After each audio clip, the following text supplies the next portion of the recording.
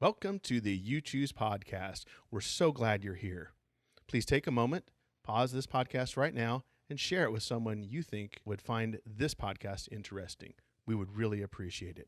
Please go to uchoosepodcast.com. That's the letter U, choosepodcast.com, and find the different ways that you can connect with us and how you can be part of the live event. And without further ado, let's get into the adventure you choose. Hey, everybody. We're finally back. We're a little late, but better late than never, right? I mean, it was almost never. Yeah. That's right. Never was definitely on the plate. The good thing is this is our second time through these books. So if you're a listener, you know we go through these books twice. Last time, Eddie, let's do a flashback. Okay, last time we went through this, we didn't come back because we died twice. We died. Not once, but twice. We died in both go-arounds, which I think might be a You Choose record. I think so. We've died once in one book and then lived in the other one and vice versa. But yeah, I'm not sure that we've had that happen before where we just flat out died twice. So we're going to give it a go again. And then when we get to a decision point, if you're listening or watching live, you can chime in on the chat and let us know which direction we should go. And then we'll make that decision. But since we're going through it the second time, the first decision we get to, we're going to do the opposite of what we did last time so that we can try to get a different story, because we don't need to do the same thing twice. We do that all the time anyway. You know, we get the same coffee every morning. We eat the same breakfast. We watch the same TV show. You don't want that here. You can get that out there. If you're any kind of You Chooser, you know that we don't go the same way, the same direction two times. Although it did happen a couple times in some books. It does. Yeah. We're like, we've been here before. I digress. So the first one we're going to go through today is Escape by R.A. Montgomery. And this is actually the first book in... We read the second book, the sequel, called Beyond Escape. This one's just Escape. Ooh. We leave it simple. We don't add anything onto it. We just escape. It's more than escape. Yeah. Beyond Escape. It's beyond. But this one's the first one. So I don't know if we'll do that. Dive in on this one. And this one first came out, let's see, I think it was in 1983 is when this one was first published by R.A. Montgomery. So we'll get started here. All right, I'll go ahead and start, Eddie, and then you can take over when we get to our first decision. All right, sir. You are one of the leaders in a spy mission operating in the country of Dorado.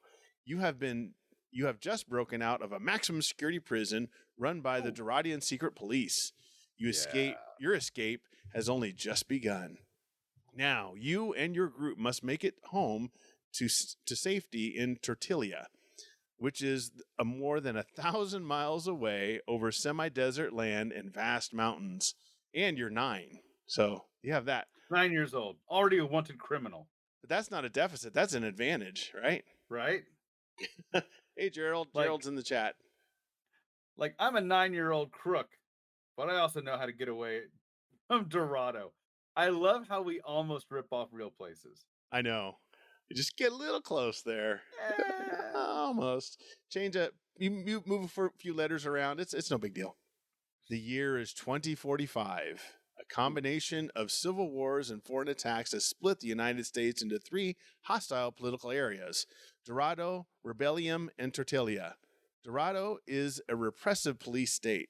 It follows only the rule of force, not law, and has designs on the territory of its neighbors. The Doradian secret police are feared throughout the continent.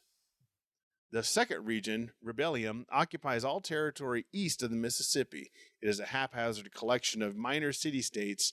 They are disorganized and offer no real help in the struggle with Dorado. Tortilla, which you're trying to reach, is made up of the mountain states north of Arizona as well as the northern plain states extending into Canada. The capital of Tortilla is Denver. Tortilla is a democracy run by elected representatives and governed by a panel of 5. It is also your home. Your father is one of the panel of 5. He was opposed when you volunteered to go on a mission into Dorado, but you went anyway. You were you were sure that you were sure that you and only you could get the plans from the Doradian invasion of Tertalia, and you did get them. The Doradian secret police arrested you, but fortunately they never suspected that you had learned their invasion plans. Your escape from their prison was due to luck more than good planning. Right now, you're hiding in a barn on a deserted ranch. You're about 7 miles north of what used to be called Gallup, New Mexico. 3 other people are with you. The most important, except for you, of course, is a 13-year-old woman, a 30-year-old woman, excuse me, who is the leader of the resistance in Dorado. Her name is Mimla. There is a large price on her head. She has got to get out. With Mimla is Matt. He is in his early 30s, and it is his responsibility to get her safely out of Dorado. The third person is a computer specialist named Haven, a silent, nervous man who peers at the world through thick glasses. He is needed in Tertalia to help break Doradian computer codes. Your father, acting through the resistance organization in Dorado, has arranged an escape flight for the 4 of you. This morning, you wait for a Windmaster twin-engine motor glider to swoop out of the clouds and pick you up. You've been waiting for several hours. The plane is now half an hour late. Matt wants to leave. I think we should get out of here and head. Time. That's right. I think we should get out of here and head back to town. I don't want to get caught out here, he explains. You look at the clouds, then at the desert. I don't know, you say, finally. We're in a pretty good spot right here. We can see anyone coming for quite a distance. I know Bill, the pilot, he's reliable. He'll get here. I think we can wait another half hour. They're closing in on us, Matt says tensely. I can feel it. There's no sign of the secret police on the horizon, but you know they could appear at any moment. So last time we went to page 10, we followed Matt's suggestion and returned to town. That's where we went last time, but this time we're going to decide to wait another half hour for the plane. So we're going to give our buddy Bill another half hour. So let's turn to page 15, Eddie. All right. I will say this. We are a rather mature-looking 9-year-old. I saw that. Like, I'm 9 with manly cheekbones. I love how we just lean into how we're the most important. Oh. So say hi to Mrs. Burrs? 2794. Mrs. Burrs, 2794 on Twitch. There we go. Okay. And hey, here's a quick time before I read page 15 for y'all. Tell your friends. You choose as I bite my lip, man. Adult braces, y'all. Something else. Blood might spray on the camera. I'm sorry. this isn't rated M for gore. Ouch. Yeah. My teeth. Share us with your friends for real. Like, we would absolutely love to have all of everybody come in and tune in Thursday nights. It's Mr. BR. We said Mrs. Oh, I'm sorry. Yeah, that's Mr. BRS to you. Sorry, that was me. I'm not. Sorry. Yeah, my bad. It's like Mr. Magoo when he bumped into a tree and he's like, "Excuse me, madam." Sorry. Yeah, that's. If you know who Mr. Magoo is, by the way, you old. Just yeah. But yeah, share us with your friends, please. Like, Lee and I love doing this, and it tickles us pink. We're gonna do it forever. But the point is, like, we're gonna reread the same book a million times. We'll be like, Eddie, is this number 78 or 79 that we've been through this? We're gonna be we're not getting any younger. We're gonna be reading these in retirement homes. Like, yes, exactly. Welcome to You Choose Life. This is Lee. The camera pans to you. You're a skeleton. Like, this is Eddie. You know, Eddie, you're talking about teeth. Like, your false teeth will fall out. You'll be like, "Excuse me, I gotta push my teeth back in." Excuse me. My teeth are like the stars. They come out at night. And then you fall asleep halfway through the book, and then we go, just dozing off. You choose. It's more like I sleep. And anyway. Then Eddie mutters, "Is He-Man on again? Where's He-Man? What am I doing?" Poor old man. He thinks he's podcasting. I'm talking to a squirrel. Yeah. All right. I'm gonna read page 15, y'all. But yeah, share with me, even verbally. Be like, "Hey, you choose." Anyway, it's too soon to give up. Let's wait for the plane, you tell the others. Bill probably ran into bad weather. Anything can happen up there. Mimla nods. She looks calm and ready for anything. But Haven, who's sitting in a corner of the barn, looks ready to jump out of his skin. He keeps pulling folded computer readouts from his pocket, fumbling through them, and then stuffing them back into his pocket. You sit down in a comfortable spot in the hay. Hey! The sun is shining through a window onto your lap. It feels good. You watch Haven go through his ritual. There's something strange about him, you think. He's not a cool 9-year-old with badass cheekbones like me. Haven looks up from his papers and flashes you a nervous grin, then goes back to his sorting. You close your eyes, lean back, and relax. The next thing you know, Matt is gently shaking you awake. Time to go. The plane is coming in. Turn to page 7. De plane, boss, de plane. Another old man reference brought to you. Yes. Thank you, Tattoo. And thank you, Gerald, as well. You jump to your feet. It's a good thing you can wake up quickly because you're the best. You and Matt join the others outside. The motor glider has started its engines for the final approach. You admire the slim craft as it swoops down. The Windmaster is a perfect combination, designed in 2012. Ooh. Wow. That's old. Bold there. To be a full performance glider and power plane. It almost uses no gas once it's airborne. You wouldn't mind having a Windmaster of your own. And then you rip a massive fart and say, "How's that for a Windmaster?" The plane is close to the ground, ready to land. You can see Bill at the controls and the Durad military markings that have been added to the tail as camouflage.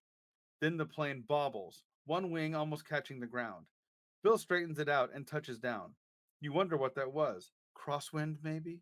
Because of my expert pilot course. Pilot and pirate. Arr. I'm a pirate I'm and a a pirate. pirate. Yeah. Bill taxis close, swings around to be in position for takeoff, and stops, engines idling. The 4 of you grab your stuff and run to the door. You clamber aboard and throw your gear aft.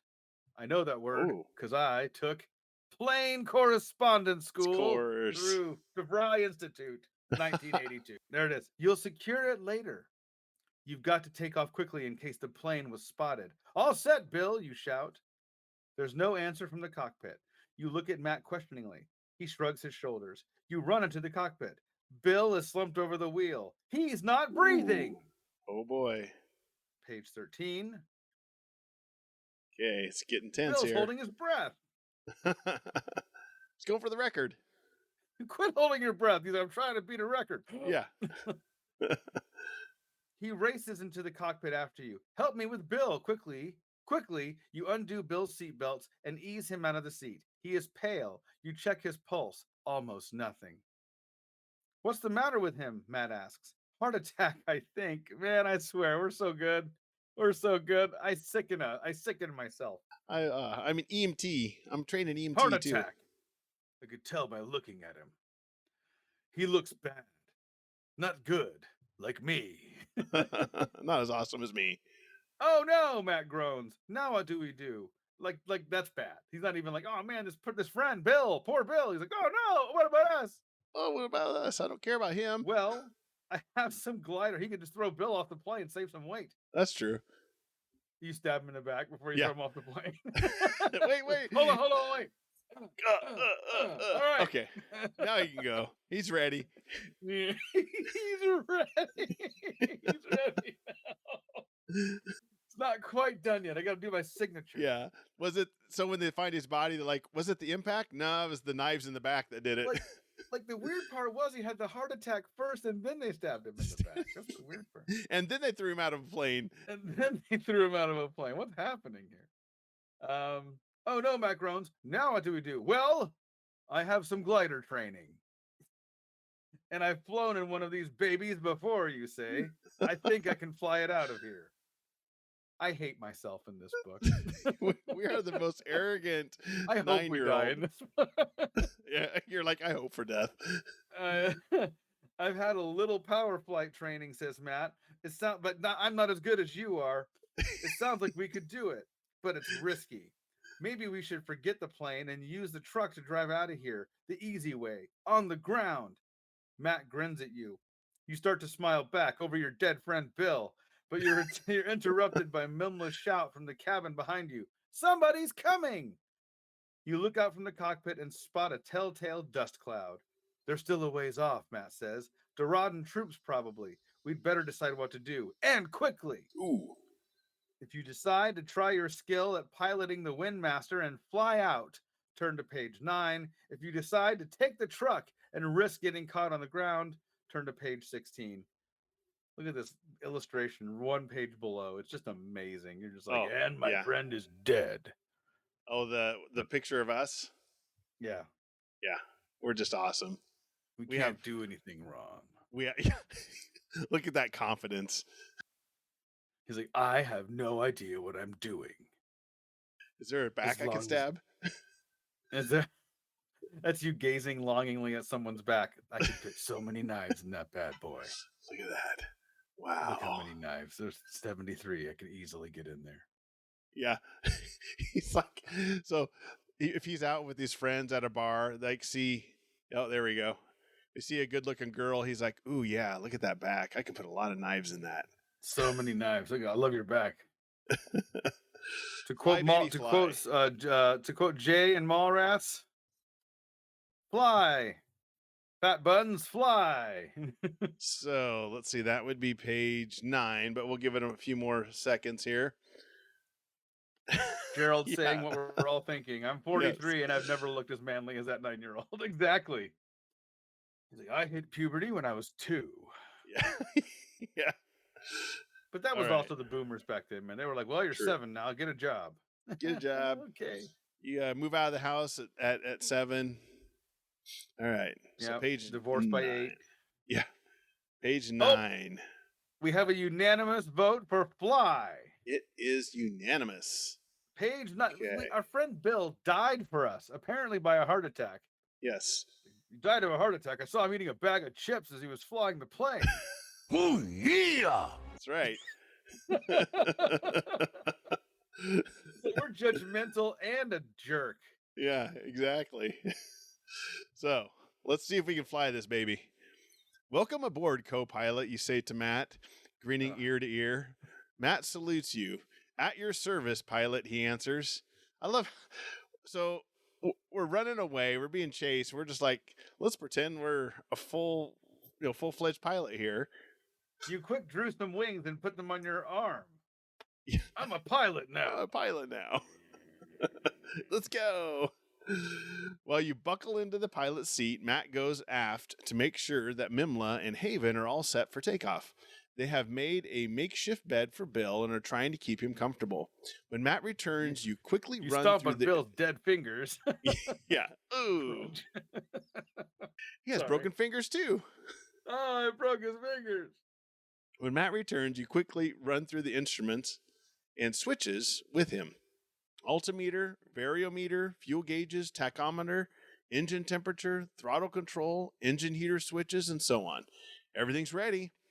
You roll the plane to the end of the strip. Your heart pounds in your chest, but otherwise you feel calm and capable. Once more, you scan the control panel. Then you adjust the throttle. The plane begins rolling down the sandy desert. At the right moment, you pull the control column back and you're airborne. You did it. The altimeter spins rapidly as your Windmaster climbs out and heads towards the Sangre de Cristo Mountains. You pass through 15,000 feet, then 16,000. Finally, you top out at 17,000 feet. Yeah. All around you are towering cumulus clouds bulging with moisture.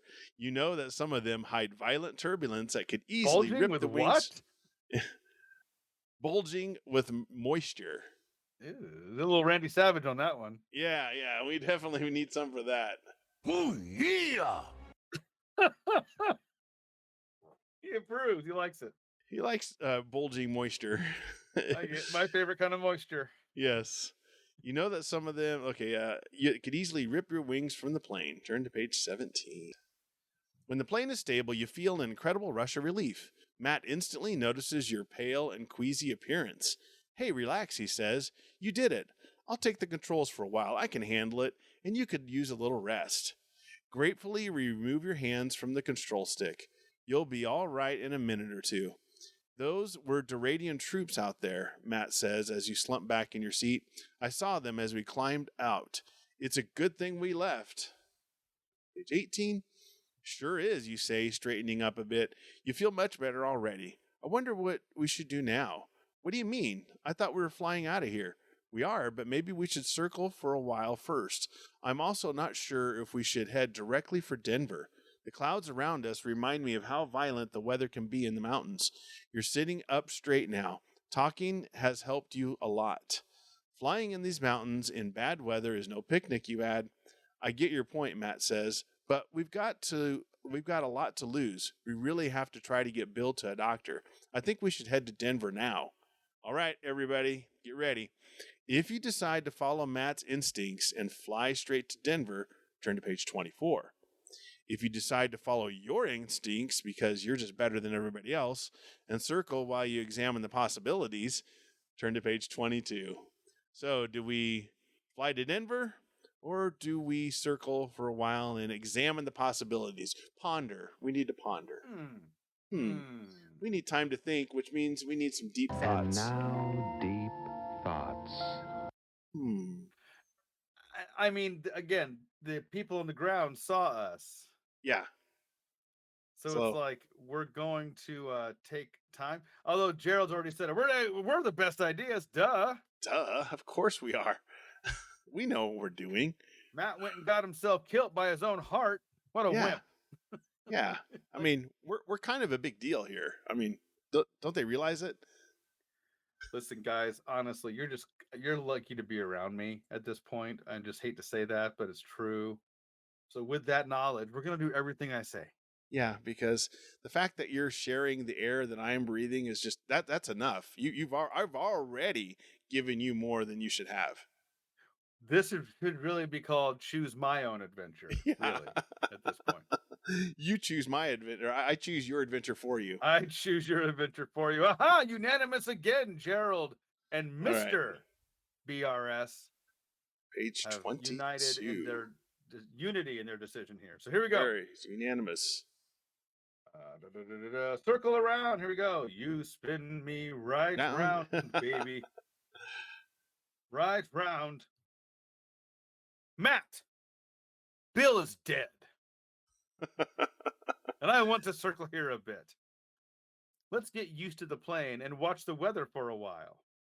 Okay, he agrees. You have taken a correspondence course in going around in circles. Sure. We're number one. But just for a little while. That's Matt trying to be like he has a little bit of play in the decision still. Yeah, exactly. Okay. For now. The plane feels good in your hands. Ew! The entire plane? The whole plane? How big are your hands? Exactly. Why are we flying a plane that's smaller than your hands? Don't get it.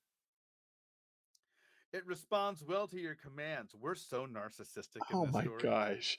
And soon you almost forget you're not really a pilot. No, don't. What? As you crash into a mountain, you realize I'm not a pilot. These dummies just believed me. You're concerned about the weather, though. Matt, not man. I don't like the looks of this, you say. How so? The clouds keep building, getting more and more nasty. We won't be able to see once we're inside them. That means we'll have to fly by instruments.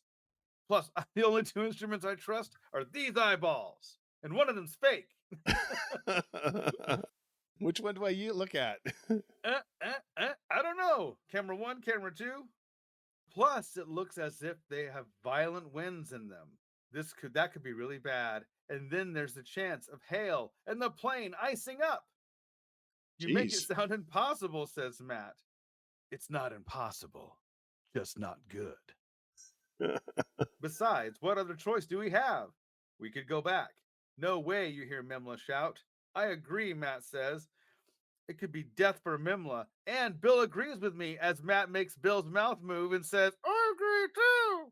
Matt's the best. It's Weekend at Bernie's. Exactly. He grabs Bill by his hair and makes his head nod. Then you have a thought. What was that like? I wonder if we can get a weather forecast from Dorado. But doing that means breaking radio silence, Matt says. They could home in on us and blow us out of the sky. Haven looks uneasy at this prospect, and you're not too happy about it either. Still, you say, it'd give us some information. I think I can make up a fake message that won't give us away. I took fake message giving and correspondence courses. Yes. If you decide to break radio silence and try to get a weather forecast, turn to page 35. If you decide to maintain silence and see if you can come up with another idea, turn to page 39. I mean, he's worried about being found. Like, they saw us take off. I mean, they know which direction. Saw you take off. They already know you're in the sky. And we're circling. You're running around in circles, so they can still blow you out of the sky. Our logic here is flawed. It's as if we have the body of a 30-year-old and the mind of a 9-year-old. Yeah. But don't tell us that, because we'll just deny it. We're fine. We're fine. I got this. Like, I'm trying to think of a wise saying. Who said that saying? It was so wise. Who was it? It's me. Oh, that's yeah. who it was. Me. Yeah. Yeah. That's the wise guy in my head. That's who I quote all the time. It's me. I don't quote anybody. Oh, break radio silence. Gotta vote for breaking that silence. So that's page 35.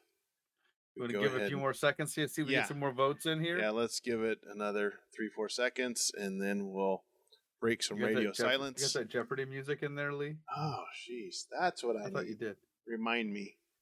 I need to get some. But we can use this. Oh, yeah! I mean, there you go. That's as good as Jeopardy music. I agree. Just play like 5 of those in a row. Here, I'm kidding. I got a clock ticking. All right, 35. Page 35. What is that? Oh, God. That's Bill. He's like, Bill. I ain't dead yet. I ain't dead. You're trying to kill me. That's you stabbing Bill in the back. Like, oh, man. That's awesome. All right. 35. Bill, I found these knives. Where did I put them? I've got a way to break radio silence and not be recognized, you say. As you pick up the mic. Yeah. I was number 1 in my knife stabbing correspondence course. Exactly. As you pick up the mic to radio for a weather forecast, Haven becomes hysterical. We're all going to die, he shrieks. He repeats it calmly this time, almost in a monotone. We're all going to die. Then he lunges for the controls.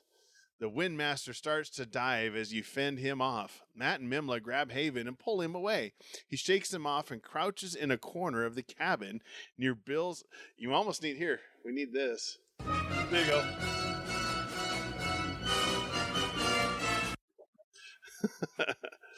So we fend off a guy that got some madness going on here. Exactly.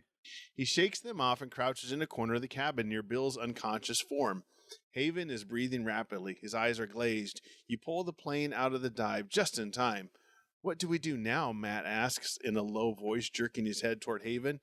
You give Haven a quick glance. He looks better. His breathing is quieter and less labored. Some color is coming back into his cheeks, but you suspect he could blow again at any moment. Tie him up, you murmur to Matt. Ooh. Matt goes off to get some rope. Without warning, Haven jumps for the controls again. Cue it up, Lee.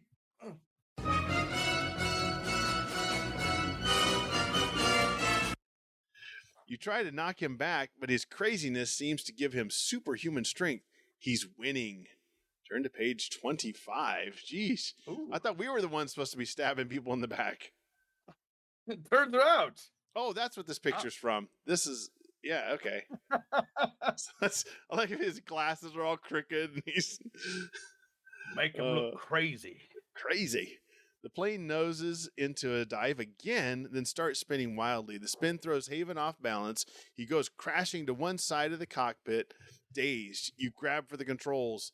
The Windmaster levels off. Matt comes running forward with the rope. Mimla is close behind him. What happened? Matt yells. Tie him up quickly. You're busy trying to gain altitude. Just as Matt gets near him, Haven screams and flails his arms. Matt and Mimla can't get close enough to subdue him. Haven seems berserk. He hits the control panel wildly, knocking at switches and dials. Stop him, you shout. Too late. Haven has hit the transmit switch on the transponder, and the plane is now broadcasting a signal that reports its location. Duradium pursuit planes are probably homing in on you already. Turn to page 27. Matt throws a punch, and Haven goes down. Matt and Hear the Mimla. sound?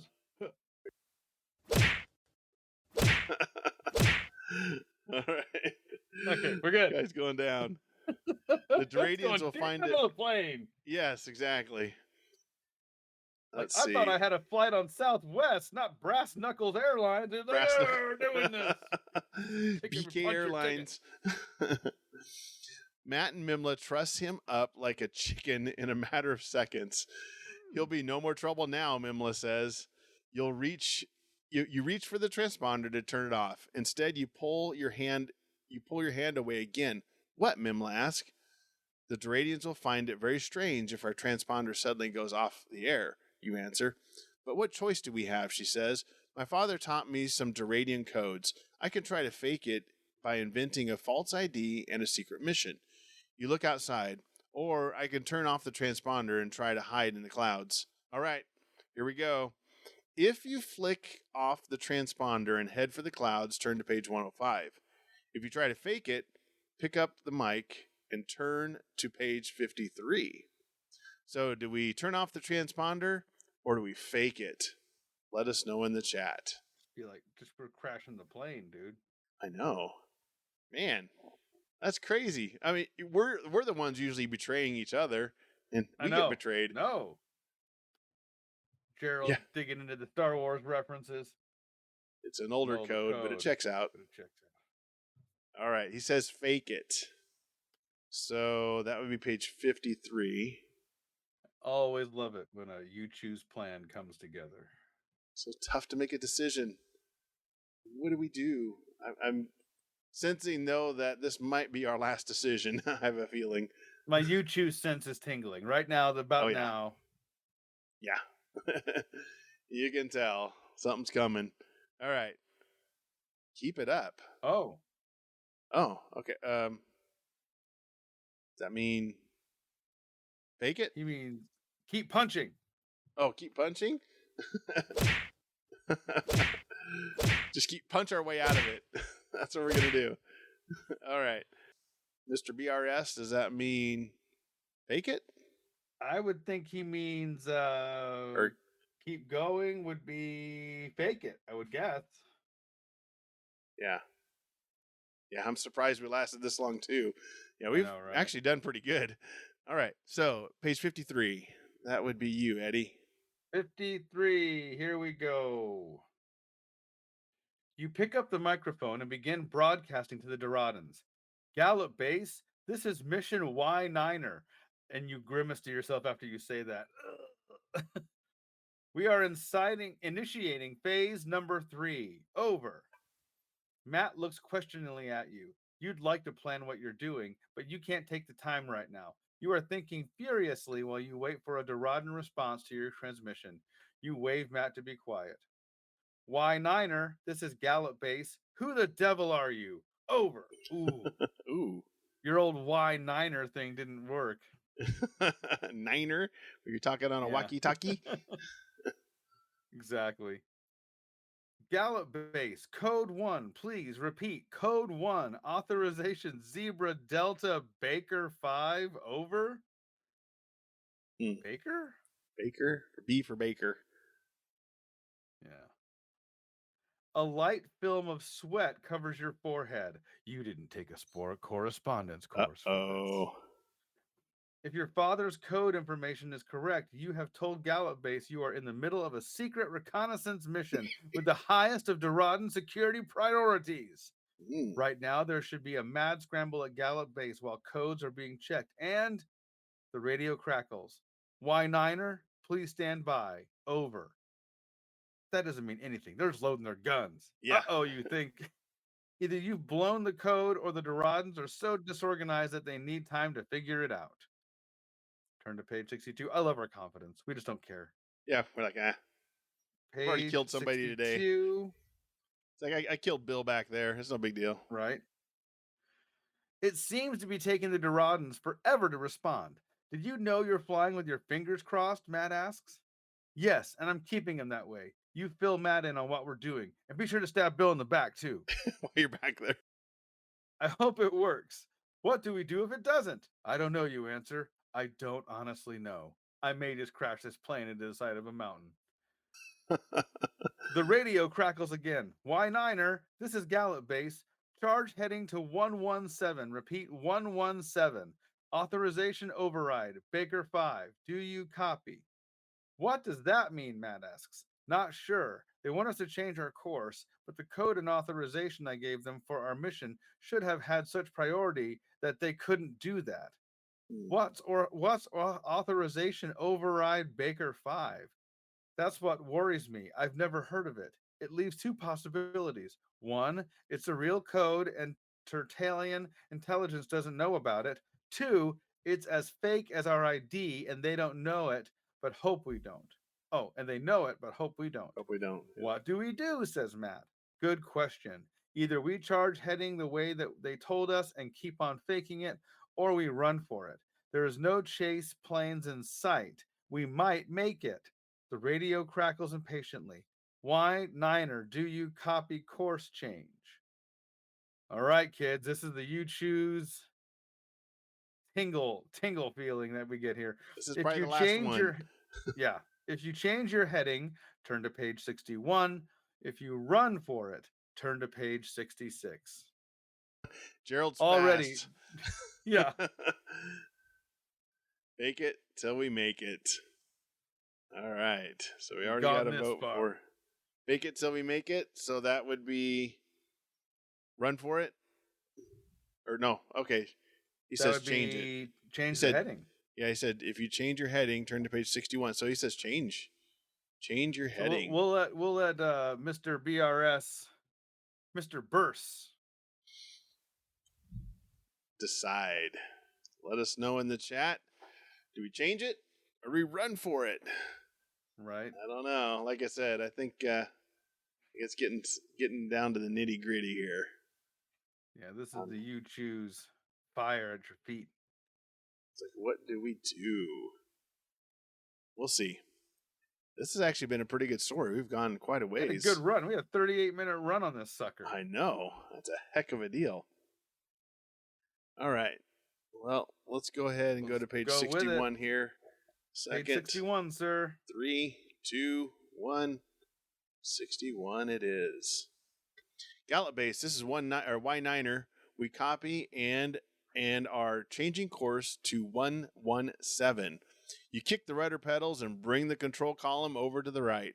The numbers on the compass flash by 80-90-100-110. You start to level off and steady in on your new course of 117 degrees. I don't like this, Matt says. I feel uneasy. Can we do anything else? Not now, you sigh as you point to the Doradian chase planes flanking you. The fighter planes escort you to a small Doradian military base.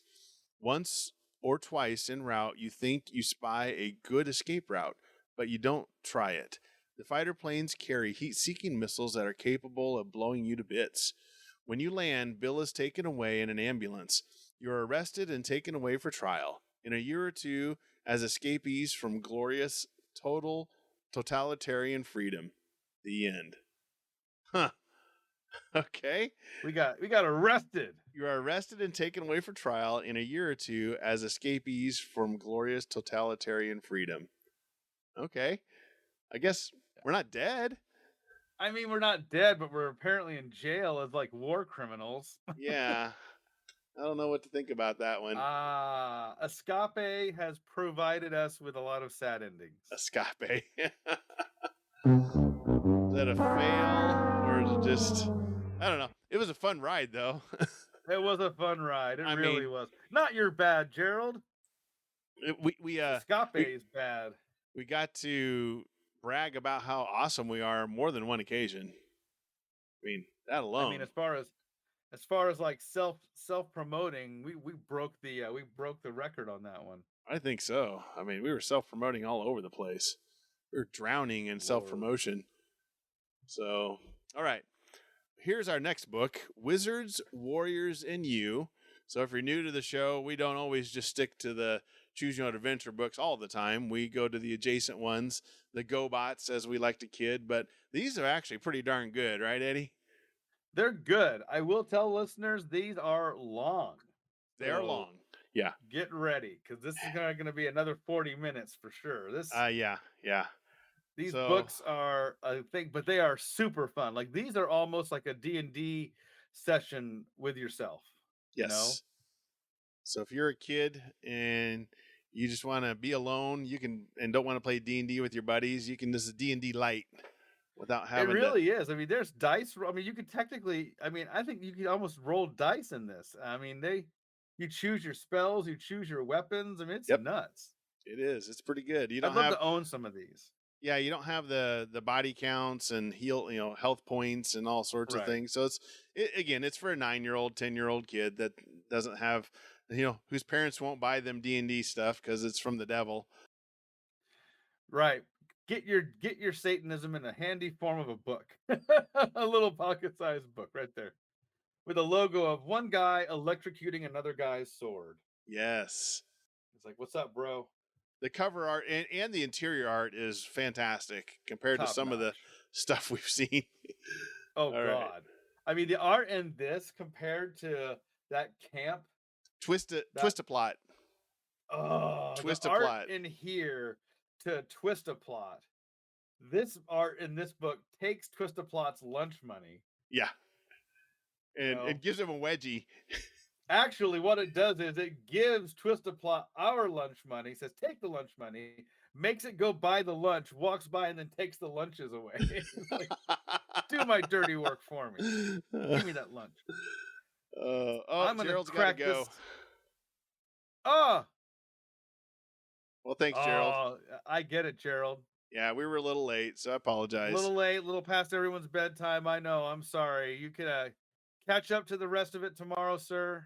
Yep. Super fun having you on the show. Yep. We'll be back in 2 weeks. Please stay with us if you can. Stay tuned. All right. Let's get into this. Okay. You want me to go ahead and go with this one? All right. I'll go ahead and start with this one. Okay. Let it be known that the terrifying tales of all that came to pass for the wizard and the warrior in the forest of twisted dreams are true, and that the adventure began on a brisk autumn day in the 8th year of the reign of King Henry, in the courtyard of Silvergate, his castle. The wizard and the warrior were only bystanders in a rowdy crowd of knights and castle dwellers on the long ago tournament day. Drawn by the clang of lance against the shield, they applauded and jeered with the others. They didn't realize their time as bystanders was drawing to a close. A strong wind came from the north, battering the pennants above the castle courtyard. The cheers and the taunts of the crowd below drowned out the sounds of the fluttering pennants. The wizard and the warrior pushed through the crowd to get a better view. Aye! Sir Magdane screamed and fell backwards off his horse. Sir Dawkins, victorious, raised his lance in the air. Sir Magadan Squire ran out to collect his fallen master. He'll be sitting up by evening, the warrior said to the wizard, a smile breaking across his face. It isn't like Sir Madigan to miss a feast. The crowd laughed at the poor squire's struggle to drag off the rotund Sir Madigan. Then King Henry stood up and the courtyard grew silent. The tournament has ended, but our celebration has just begun, the king announced. He held up an object wrapped in a covering of precious fur. There for all to see is the treasure won during the 3 years' war, he continued. The king's voice was steady and proud, but all in attendance knew his sorrow for the men lost in the war.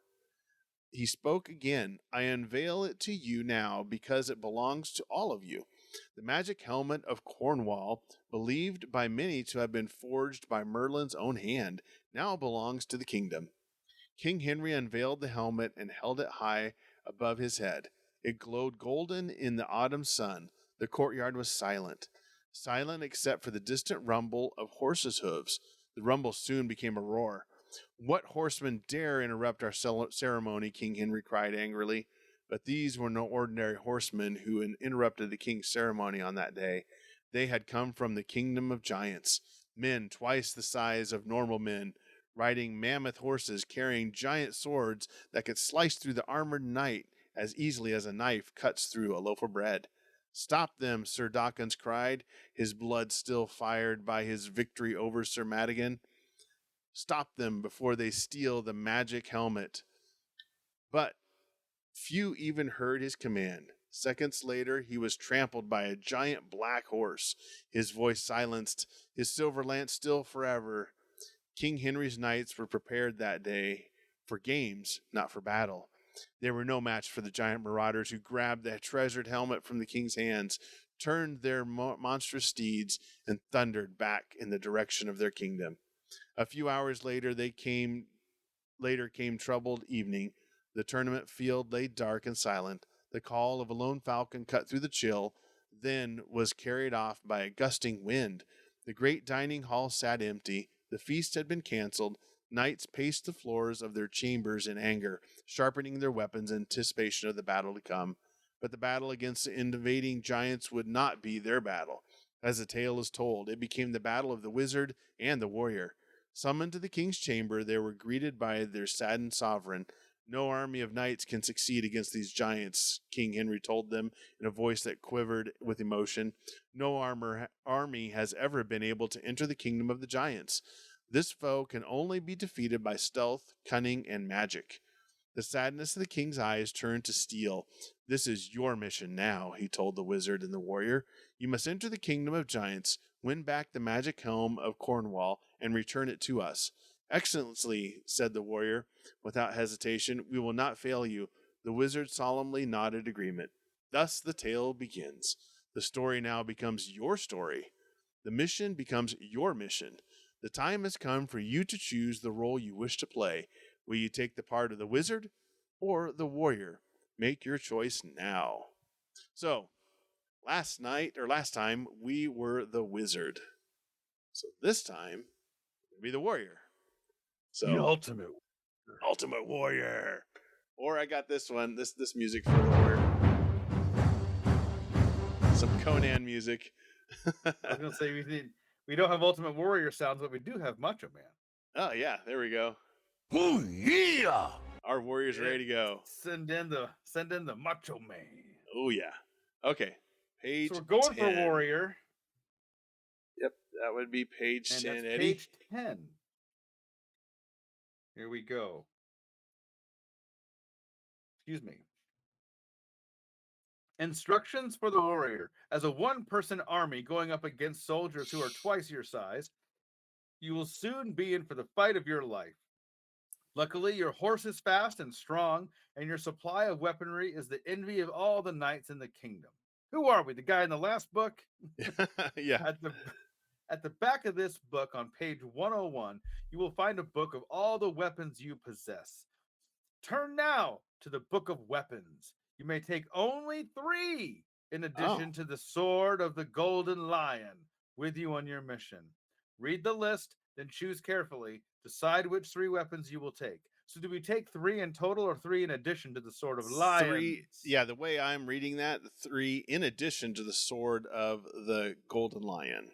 That was for a grand total of 4. 4 weapons. Wow. 4 weapons. We're like, So let's quick turn to page 101. let's see what we got here. This is the fun part of the book, everybody. Yes, this is how we get started. You get to pick your stuff here. So Grab page our 101, gear. the Book of Weapons, for only use by the warrior. Weapon number 1. I'm going to read this for podcast listeners at home, and also you viewing here. Weapon number 1, the sword of the golden lion. So this weapon you keep with you, it doesn't count to not drop it, but an immortal sword that cannot be broken. The sword of the golden lion was forged by the same swordsmith who forged the legendary Excalibur. The scabbard carries the inscription forever, and the lion is etched in gold on the blade itself. You won the sword after a battle to the death against the Lancashire sorcerer. Luckily, you didn't die, and it has been at your side ever since. Weapon number 2, the battle axe. There's a lot of weapons here. Maybe I shouldn't read them all. Yeah, just the titles. Weapon number 3, triple crossbow. It does what it sounds like. Yes. Weapon number 4, lance. Not a dude's name, but also a dude's name. Yeah. Morning Star, also the name of Satan. Isn't that what Lucifer is. is? Yeah. Yeah. Weapon number 6, longbow with poison-tipped arrows. Ooh. Oh, I like that one. Weapon number 7, a flail, Okay. which is also what I do when I run away. Weapon number 8, a double-pointed mace. Ooh. All right. Double point.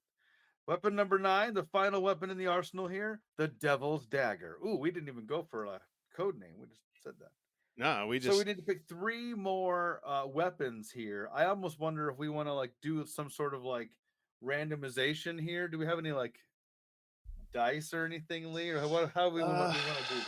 Let's see. How can we do this? I think I've got a pick a number here. Just a second. Let me find. Or we could just say like roll 3 times. That's what we do. We'll roll 3 times, and if it's an even number, we'll pick the even numbered. There we go. Let's do that.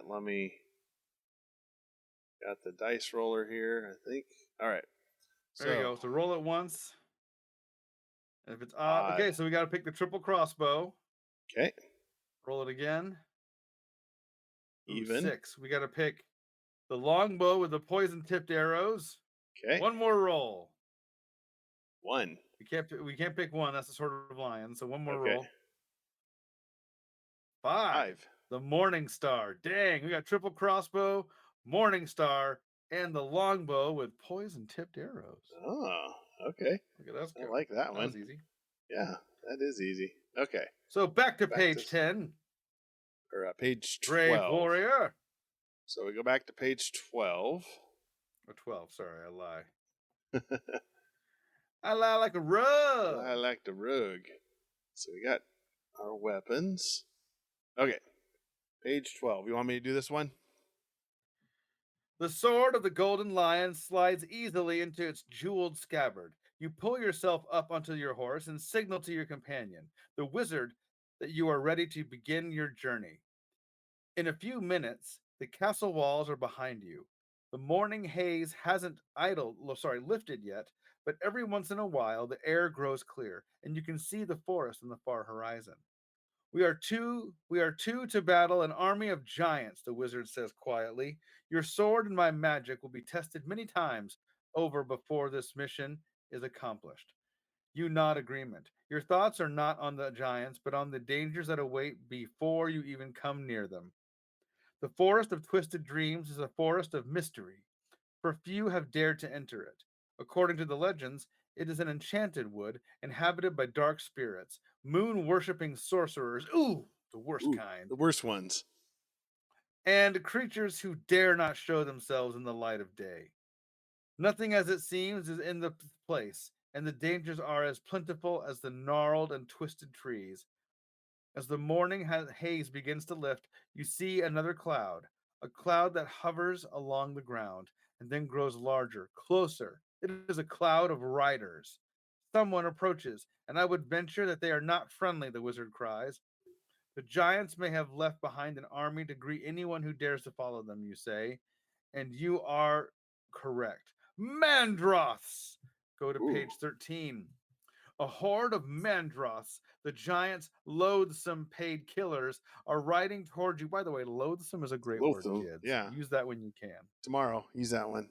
Tomorrow, use loathsome in a sentence. You will win 100 You Choose coins. Ooh. Just Very saying. valuable. Just saying. Let's see here. On the 6-legged man-eating horse beasts that make them such deadly foes, they have been hired to keep you out of the forest. Soon they will overtake you. What weapon will you need to battle these Mandroths and their fierce horses? You only have a few seconds to prepare. Oh boy. If you are carrying the triple crossbow, which we are. Yes. The longbow and the poison-tipped arrows, which we are as well. Which we are, yeah. Or the double-pointed mace, which we are not. You have chosen wisely. Now you must choose them well. Must use them well. Okay. You must use them well. Oh God. So let's see here. That's gonna be tough because we can do either one. So we need to Yeah. flip.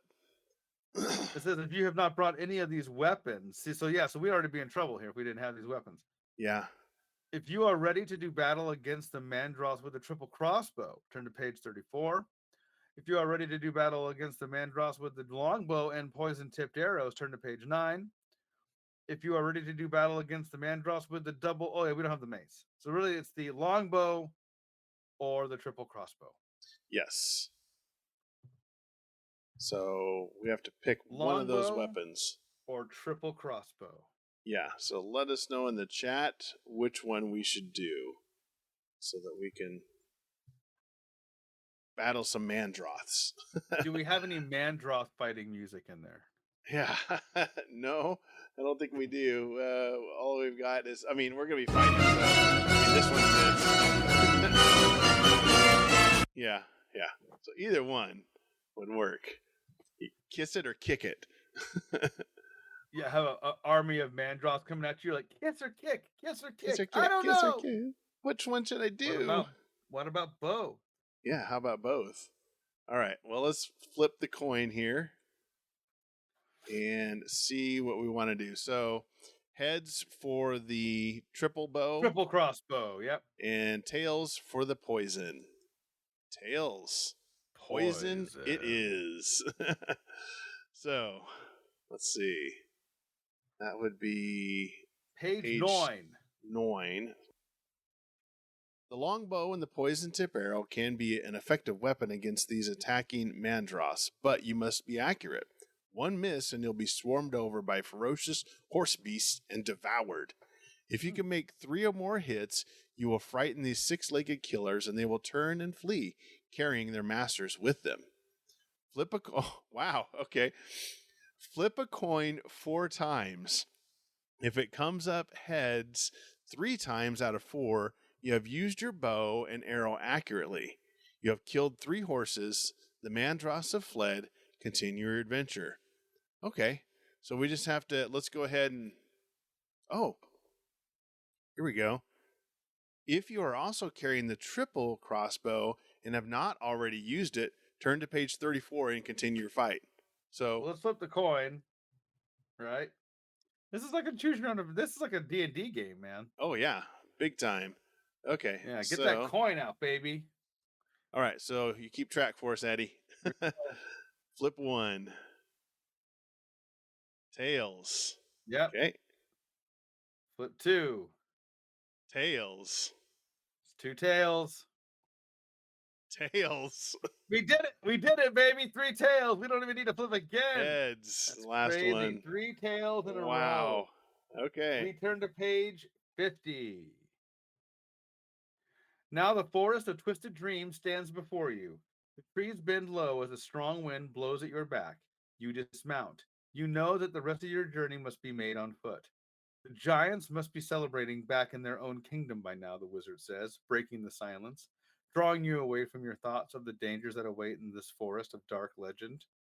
They will not celebrate for long, you say quietly, with a confidence that you do not really possess. To face the dangers of the forest that now surround you, you realize that you may need different weapons from the ones you originally chose to carry. The wizard casts a spell which allows you to go back in time and choose again. Oh. You decide that it might be wiser to travel with fewer weapons to encumber you, so this time you plan to carry only 2 weapons, in addition to the sword of the Golden Lion. Which 2 weapons will you decide to carry? Go back to the Book of Weapons on page 101, make your choice. Then turn to page 21 to begin your journey through the forest. Huh. So we get to choose again. Again? What? I just say, do we just choose to drop one of our weapons and keep the ones we got at this point? Yeah, that's what I would do. Do we want to drop... How do we want to do that? Do we want to flip a coin again, or... Yeah, let's flip a coin again. We'll roll dice. We'll roll dice on whatever number. Because we had weapon 1. We had weapon 1, 3, 5, and 6. Okay. Roll the dice. Let me get the dice roller here again. So once you roll the dice, whatever weapon, whatever number we land on, that is the corresponding. Other than 1, we can't drop 1. Okay. We can't drop 1. Okay. Yeah. There we go. 5. We dropped weapon 5. Okay. And weapon 5, I'm just turning back to this. See, we had the triple bow. Yeah, weapon 5 is the Morning Star. So we're losing that. Oh, okay. So All all right, we well- have now is the longbow with poison-tipped arrows, the triple crossbow, and our sword. Sword. Okay. So 21, page 21, Lee. Page 21 it is. Back. So I wonder if we're going clear back to the beginning. Evening is approaching as you step toward the first jagged lines of trees. A chill descends suddenly as the sun drops behind the low boughs. Slumbering bats flutter to life. Owls call a warning that the creatures of the night are beginning to stir. Perhaps we should camp here and begin our travel through the cursed place in daylight, the wizard suggests. If we travel at night, we may be able to get through unseen, you reply. In daylight, we may be spotted from any tree or clearing. But in daylight, many evil forces must sleep, the wizard argues. Much dark magic must shrink from the light of the sun.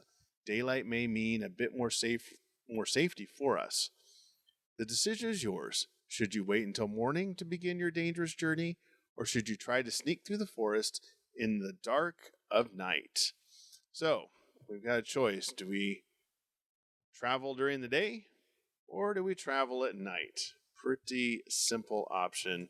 Let Pretty us know easy in the choice chat there. what you want us to do, and we will do it. Otherwise, we will flip the coin and let fate decide what we want to do.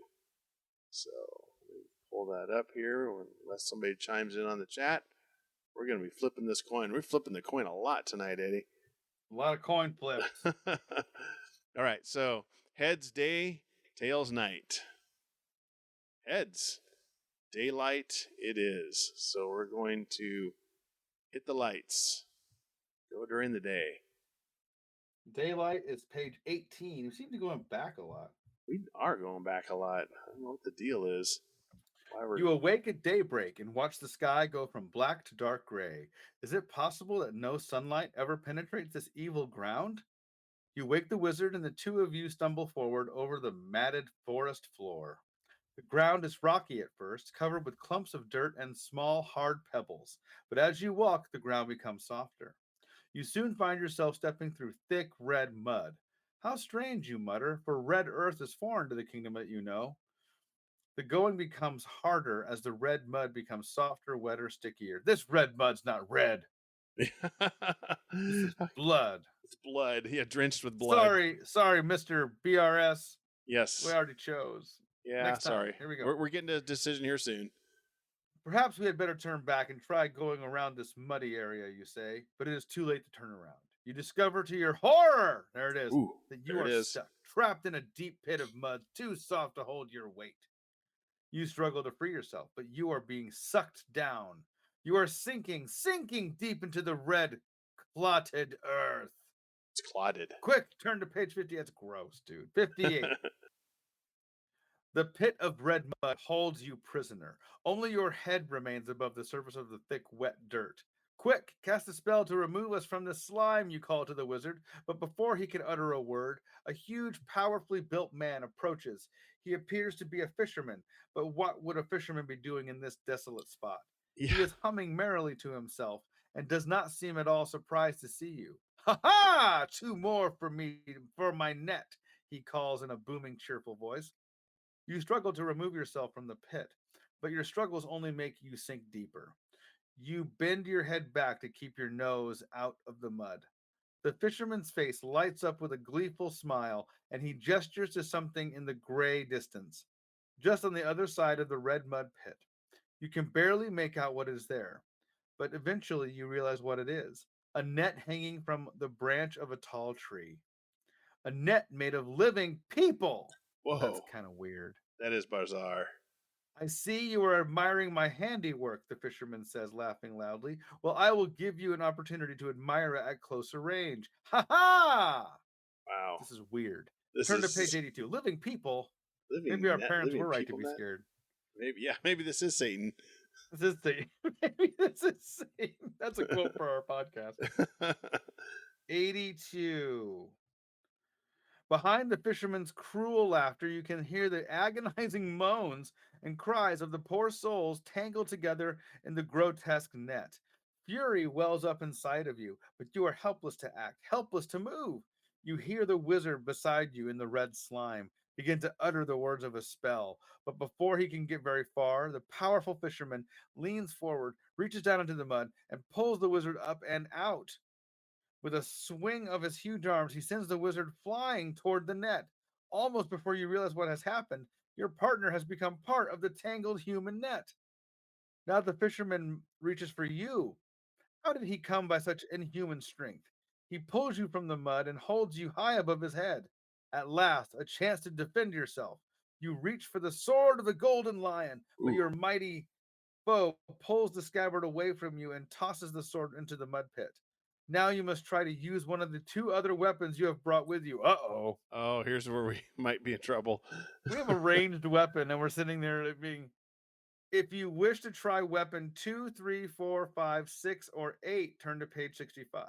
So that's us, page 65. That's 65. a lot of weapons there. Yeah, dude. I'm just saying. we've got We those. might be eating it here. I'm kind of wondering. 65. You're page 65, man. I'll say you take this one. All right, I'll take this one. See what fate beholds us.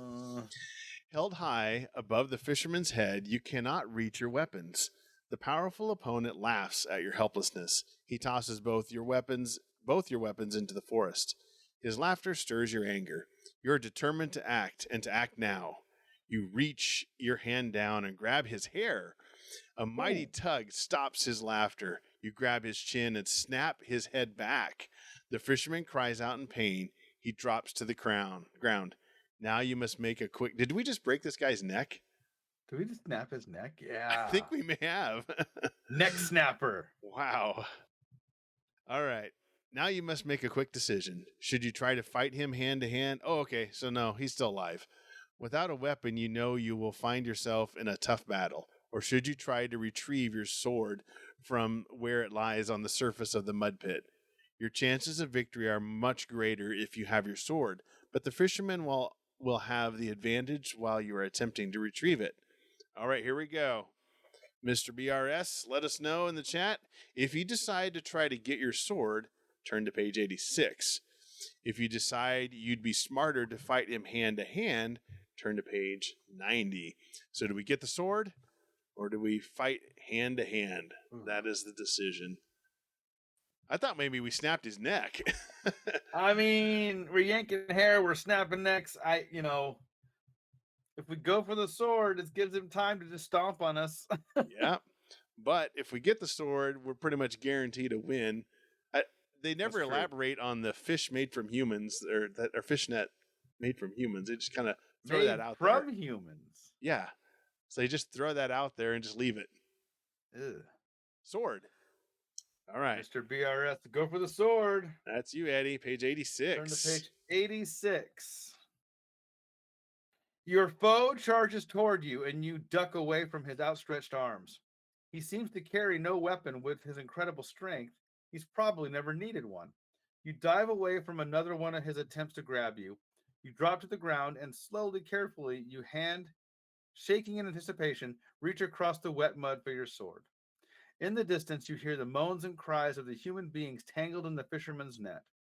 And you hear the loud grunt of your foe as he grabs your legs and begins to pull you away from the mud pit.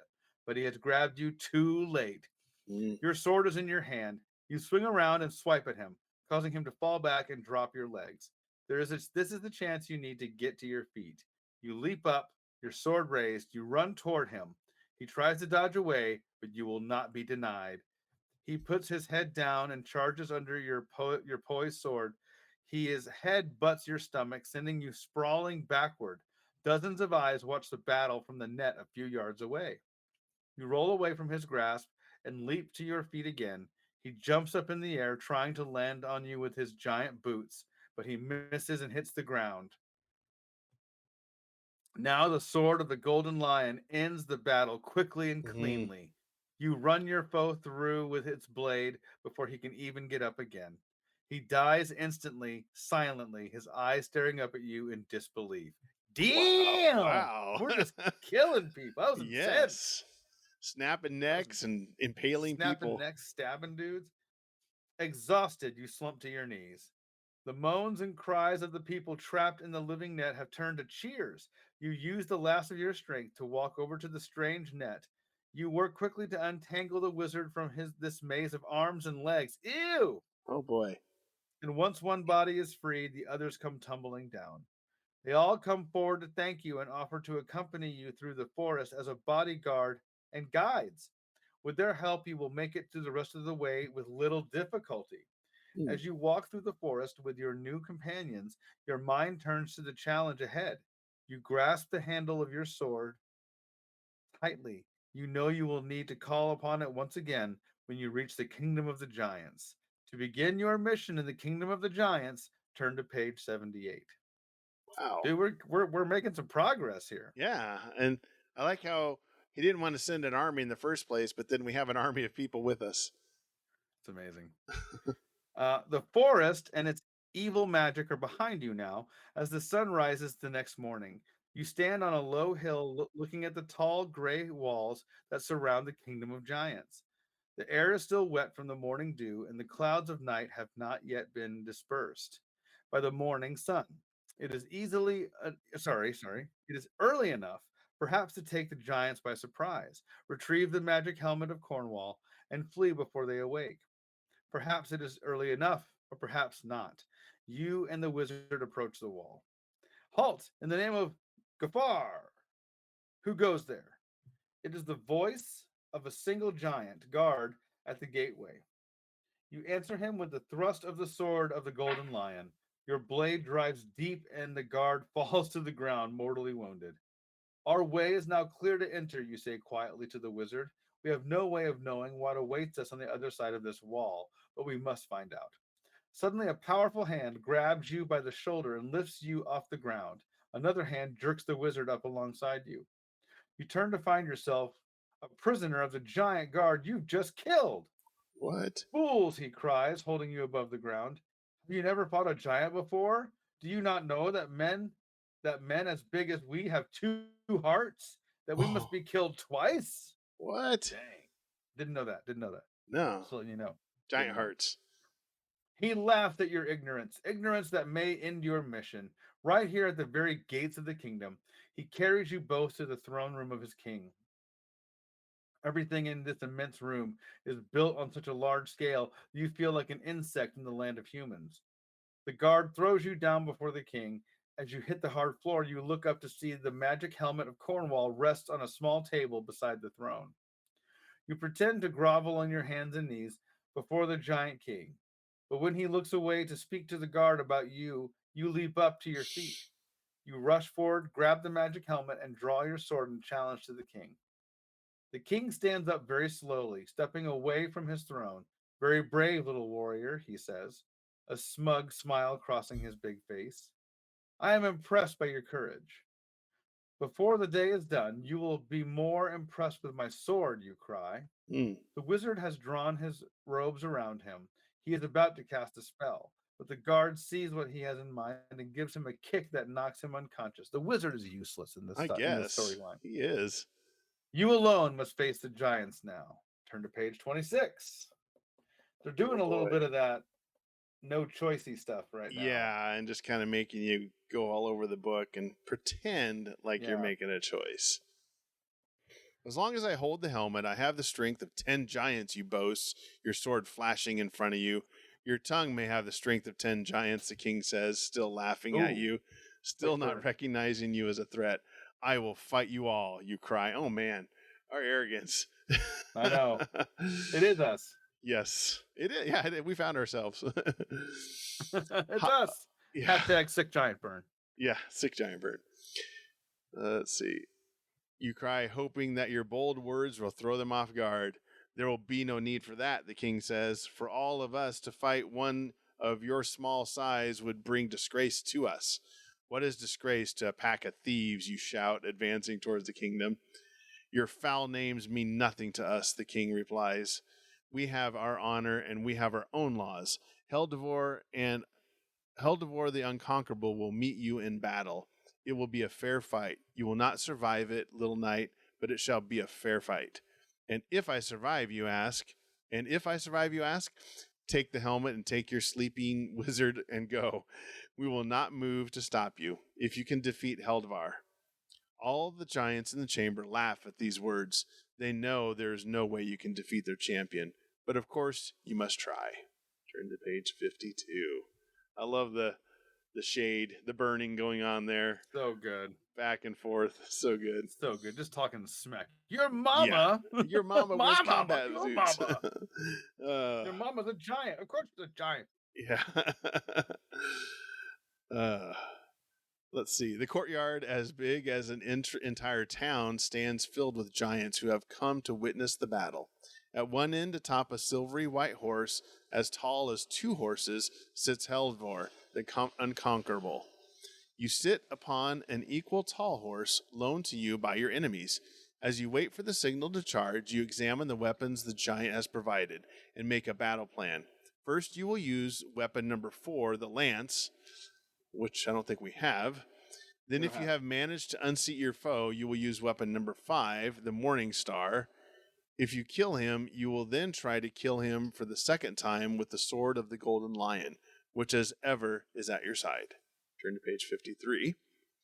The signal is given. You raise the lance. You charge. The giant horses carries you faster than you have ever ridden in battle. The courtyard becomes a blur. The faces of the crowd disappear. The approaching weapon of your foe looms nearer, and nearer. Can you unseat Heldvar with your lance? Toss a coin until you get either 3 heads or 3 tails. If you come up with 3 heads first, turn to page 37. If you come up with 3 tails first, turn to page 85. Oh, man. Wow. Okay. So we got to flip a coin here. So flip that coin. It said we have to get 3 heads.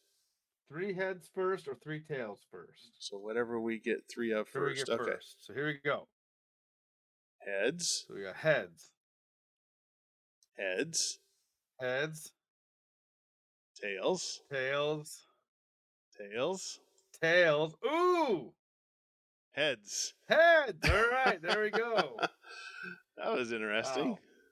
What are the odds? 37. Page 37, sir. Crack. Your lance strikes hard and true. The giant warrior groans and topples from his horse. The ground shakes as he hits.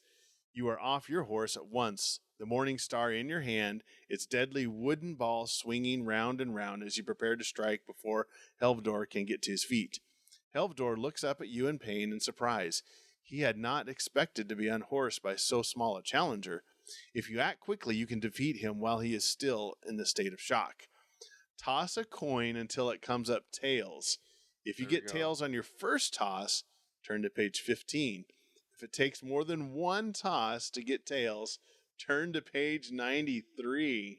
Man, they are okay. Having us flip all over the place. D&D, this book. Yeah. Okay, so toss a coin until it comes up tails. If you get tails on your first toss. If we get tails first, we go to 1 page. Anything else was a different page. So okay, here we go. Heads. Uh-oh. So, I mean, statistically, so yeah, we go. So 93. You swing the Morning Star, its deadly sharp spike aimed at Heldvar's face, the chain snapping as you swing with all your might. Heldvar rolls away from its blow, grabs the handle with his powerful right hand, pulls himself up, and shoves you down with the other hand. He's about to use your weapon on you. Close the book now. You really don't want to read the description of what happens next.